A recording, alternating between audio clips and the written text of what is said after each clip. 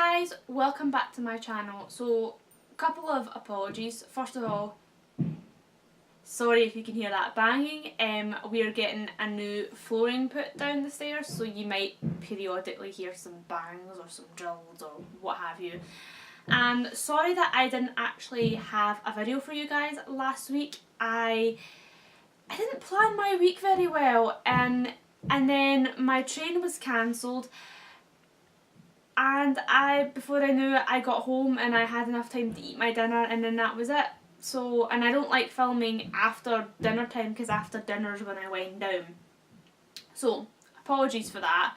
I'm actually filming this on Friday, so might get it up Monday. We'll see how things go.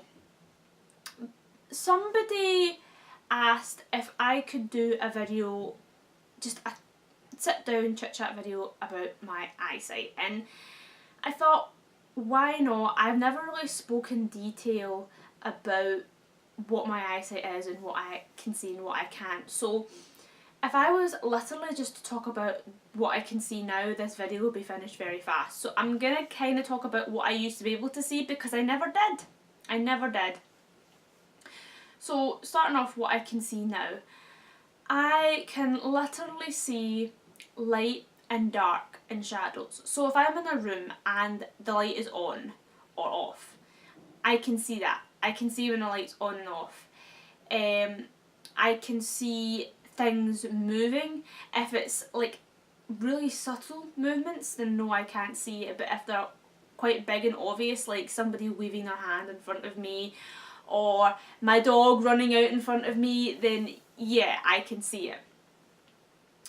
I can see some colours depending on the light and the colour. The colours I can see the best tend to be red and pink, more so red. Like I always know when it's red. I can see other colours, but sometimes it's a hit and a miss. Sometimes I think a blue is green or a white's blue, but I'm not complaining the fact that I can still sometimes see colour. That's literally all I care about.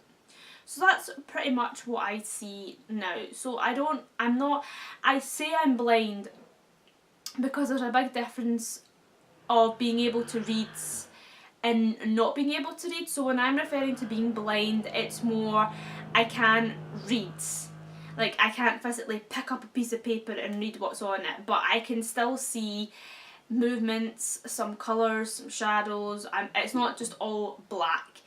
And 3% of people who say they're blind see complete pitch blackness. Most people who say they're blind can actually see something. It's just that they say they're blind. It's easier to describe to people who are blind than, oh, I'm just severely visually impaired, because then people assume that you can read when you can't. So what I used to be able to see, I've always been visually impaired, so you'll probably hear me quite a few times on my channel saying things like, when I used to be able to see. I've never had full sight. When I was a little girl, I might have came close to it. You wouldn't know I was visually impaired when I was a little girl in primary school. I was just like everyone else. It actually boggles my mind thinking about it. I used to do dancing, and I used to be on a stage with, you know, other girls beside me, and the only time I can remember I struggled in terms with my eyes was I had to memorise all my dance steps, because if I didn't memorise all my dance steps, I'd forget them. Now, my dance teacher was in the wings kind of like encouraging us to what the next step was, but I couldn't see her. So I always preferred dancing behind people so I could see them dancing.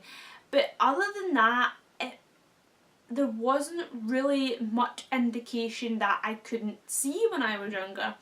The older I got, the worse my vision got. So I was in a mainstream primary school, and I had to get moved to a specialist primary school. It was still mainstream, but it just had a specialist department who helped children that had a visual impairment that maybe needed a bit of extra support. And I went to a mainstream high school that again had a specialist unit that helped people with a visual impairment or blind with extra support. in my high school days, which there was the majority of my sight was my high school days, and that's when I'm gonna have to apologise, I'm sorry about all the noises here, I just feel like all the noises decided to wait until I filmed. Throughout my high school days, I could see to read and write, but it wasn't a case of I could just pick up anything and see to read or write. So it had to be a certain print size. Don't ask me what, because I can't remember. I think I preferred N36 for a really long time. I don't know why, I just did.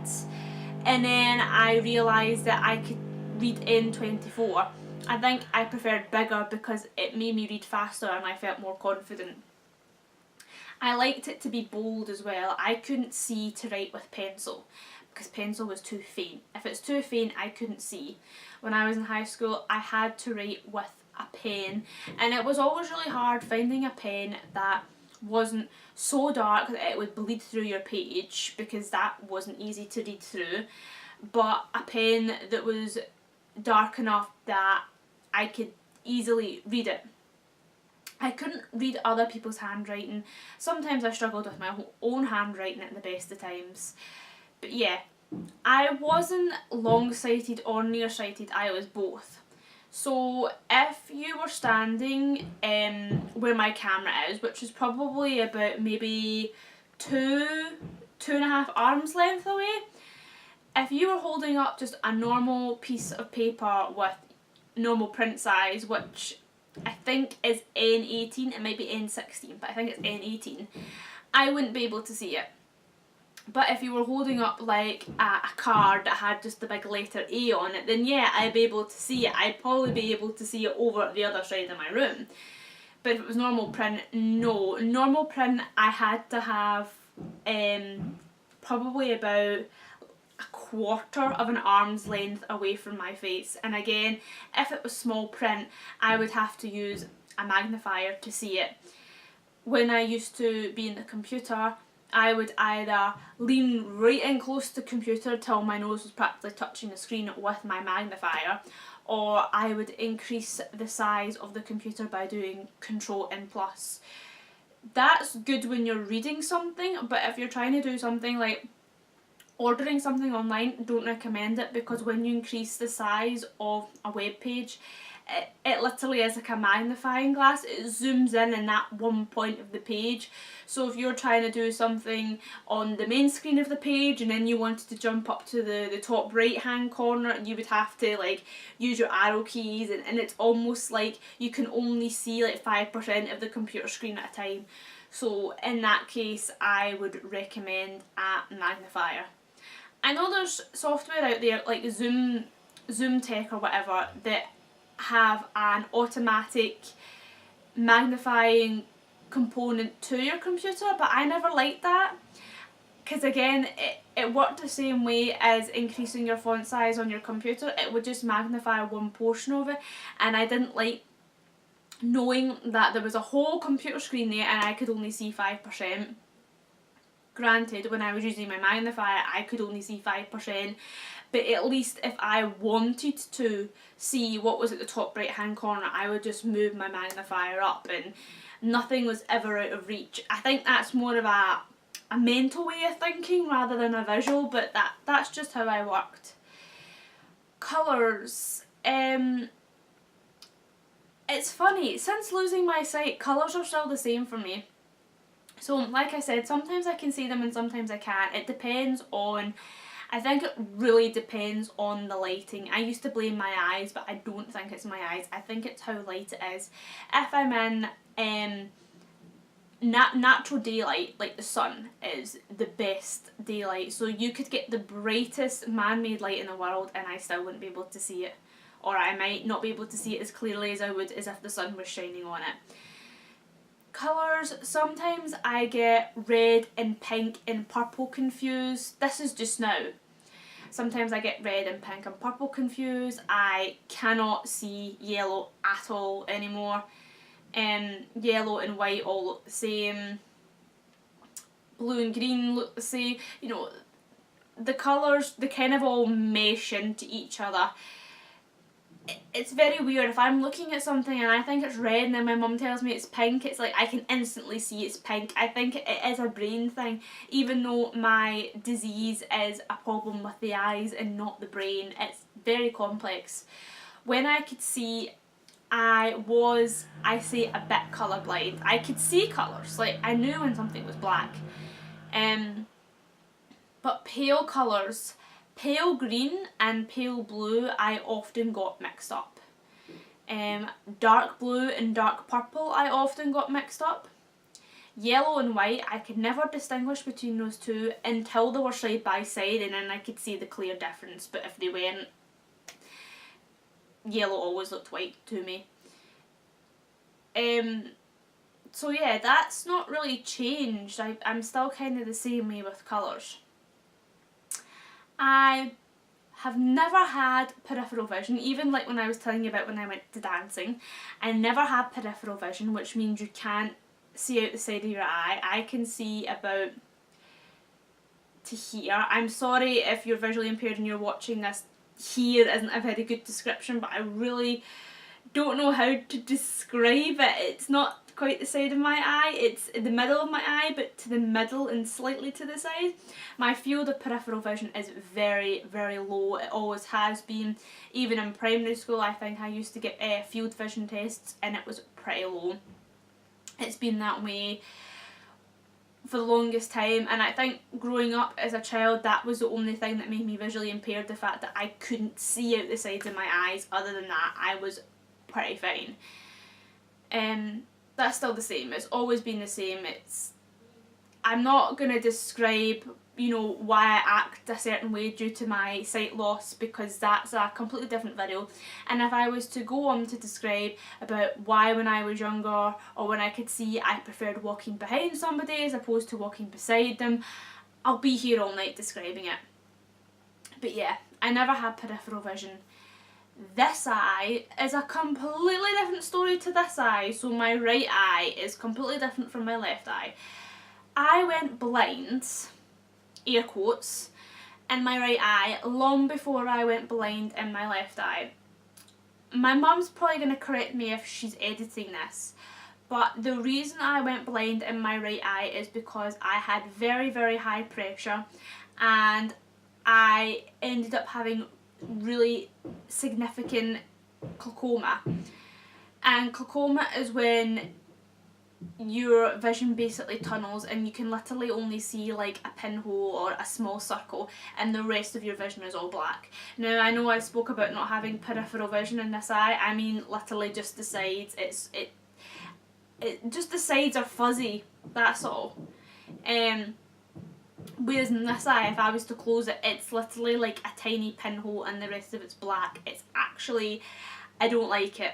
I really don't like it. It's quite creepy. I don't like shutting this eye because then I realise just how little sight there is in this eye and it's all black and it's quite creepy. But the funny thing is, with my right eye, I can see colours a lot brighter in this eye as opposed to my left eye. But yeah, this happened a long time ago. So I do have glaucoma in this eye. This eye, as you all well know, I only lost my sight in this eye a little over 18 months ago, and that was my detached retina. If you have no idea what I'm talking about, I have a whole buttload of videos on my whole journey about that if you want to check them out. I think I put them into a playlist. I think it's either the information playlist or the me update playlists. I think it's the me update playlists. So yeah, it's not like a tunnel in this eye, but it is, like I said, light, dark, shadows. I can see movement in this eye and I can see movement in this eye, but like I said, I can see things brighter and clearer out of my right eye than I can my left. But my left, I've got a wider surface area, so it's really weird. I've got two very different eye conditions. Well, they're not different conditions, but two very different things going on with my eyes. My eye condition is uveitis, which, and I'm going to cringe saying this, which is a very rare eye condition. And you're probably wondering, why are you saying it like that? when I go to my hag eye meetings, there's always those few select people that always say, I've got the rarest eye condition in Scotland, it's so rare that I had to go to this hospital and that hospital. Right, cool, good for you. But every single person I've met, I'd love to hear from somebody out there who has a visual impairment of the eye and not a visual impairment of the brain. Because every single person I've met through RNIB, through hag eye, has a visual impairment of the brain. Like, every single one. I only know one other person who ended up becoming visually impaired due to outside sources. You know, I won't name him because that might be personal information to that person. But everyone else I know has a visual impairment of the brain. I have uveitis. Uveitis is a disease that has absolutely nothing to do with the brain or the eyeballs. It's my immune system. My immune system is basically, to put it into simple words, it's too hyper. It's far too hyper, and it got so hyper that it was bored and it decided it wanted something to do, and it decided to bully my eyes. Now, I just count my lucky stars every night that it decided to bully my eyes and not my heart or my kidneys or my liver, because it could have been any organ it picked. And I hate saying what I'm about to say. I really do hate it. But I can live without my eyes. Not that anyone should ever have to live without them. I think that's a horrible thing to have to say, but you can't live without your heart or your liver. I don't think anyone should have to live without them, but that's life, and life's kind of full of horrible things that we just have to deal with. So yeah, I'm on drugs which are quite funny when you research them. They're actually drugs that people that have transplants take, because basically my immune system thinks my eyes are not my own.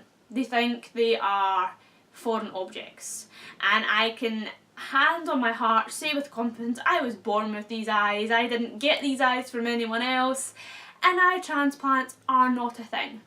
They might be a thing in a few years' time, but they are not. And even if they were a thing in a few years' time, I still wouldn't be eligible for one, because it's not my eyes that are the problem. It never was my eyes, it was my immune system. So that always annoys me as well when I hear people saying, oh, you never know stem cell reproduction and transplants. It's like, yeah, cool, that's fine, but what is the point in getting a new eye when my immune system's just going to do the exact same thing as it did with the old ones, or even more, because this time it would be my own, it would be foreign eyes. And I know a lot of people have said stem cell reproduction is you're taking cells from your existing eyes, so it wouldn't see it as a foreign object because it's your cells. Like I said, my immune system's rejecting my own eyes I was born with, so even if it was the cells from my eyes, they'd still reject them. So until my immune system works, I'm gonna have to be stuck with the sight I've got, unfortunately. People might ask, will it ever sort itself out? I don't know. I mean, I've been hearing the same stuff since I was like 10 years old. I remember going to York Hill Hospital and seeing Professor Dutton, and I remember him saying, once I'm a lady and my hormones have settled down, everything will probably work out for the best. And I'm thinking now, I'm 23, right? I'm past puberty, I'm an adult now, I'm seen as a lady, are my hormones calmed down? And up until my retina detached, my eyes were quiet for a very long time, the whole way through high school. I know I said high school. The whole way through high school, I never had a problem with my eyes. I'd just have to go in for a routine procedure to get the calcium scraped off the surface of my eye, and the best way I can describe that is, think of a car having frost covering the windshield. You can't drive if you've got frost covering the windshield, so you have to clean it off. Well, that's kind of like what happened with my eye. I had to get the frost cleaned off of my eye so I could see out of them. But yeah, all the way through high school, I never had a problem with them until my retina detached. And I say we were looking into it, we weren't looking into it, but it was a possibility. The doctor said to me if my eyes were still really stable in, yes, they said 3 to 5 years time, and I'm like, are you kidding me? Like, 27! I might be eligible for getting a cornea resurface operation, which means my cornea, I would get a cornea transplant, which would mean I'd be able to see in the dark again, I'd be able to see depth perception, so I'd be able to work out when there's a step, and I'd be able to get my lenses put back in, because it's your cataracts and your cornea that are in charge of depth perception and being able to see in the dark. And I got my cataracts taken out many years ago, when I was a little girl, and they always left a ledge in my cornea for a cataracts to go back in one time, or for my cornea, it's a cornea graft, to be smoothed over. But they won't do that kind of surgery if my eyes are unstable, and I thought, how long do I have to wait until they're not stable? And they thought, okay, 3 to 5 years, we'll review it again and we'll see how it is. And I'm thinking, great, like maybe when I'm 30, I'll be able to get these dream surgeries and I'll be able to get some sight back. I think I never say this because I don't like saying it was my fault that my retina detached, but because I was excited at the prospect of having all these surgeries done, I wanted to prove to the doctors that my hormones had calmed down and I wouldn't have to wait 5 years. So I said to them, please can I come off my tablets? I've been on them for ages now, my eyes have been quiet, sometimes I forget to even take them, so sometimes I go like days without even taking them and nothing bad happens. I don't think they're doing any good, and I feel like I'm poisoning my body for no reason. Can I come off them? And he was really hesitant. He's like, I don't think you should. And I'm like, please. And he's like, right, okay, fine. And then it was about maybe 2 or 3 weeks after that is when I noticed my eyesight was starting to go bad. Anyway, I'm going off on a massive tangent. I hope you guys found this video interesting. If you do, then I could maybe go into, like I said, more detail about why I used to act a certain way. People always wanted to know why I act strange or different, and I could explain it in more detail. Like, I briefly touched on depth perception, and if you don't know anything about sight, you'll be sitting there and you'll be like, why is she swearing at me? You know, I can maybe go into more detail about depth perception and whatnot. But I hope you guys found this interesting, and I hope you're having an awesome day, and I'll talk to you in future videos, probably more Christmassy ones, as tomorrow's the 1st of December.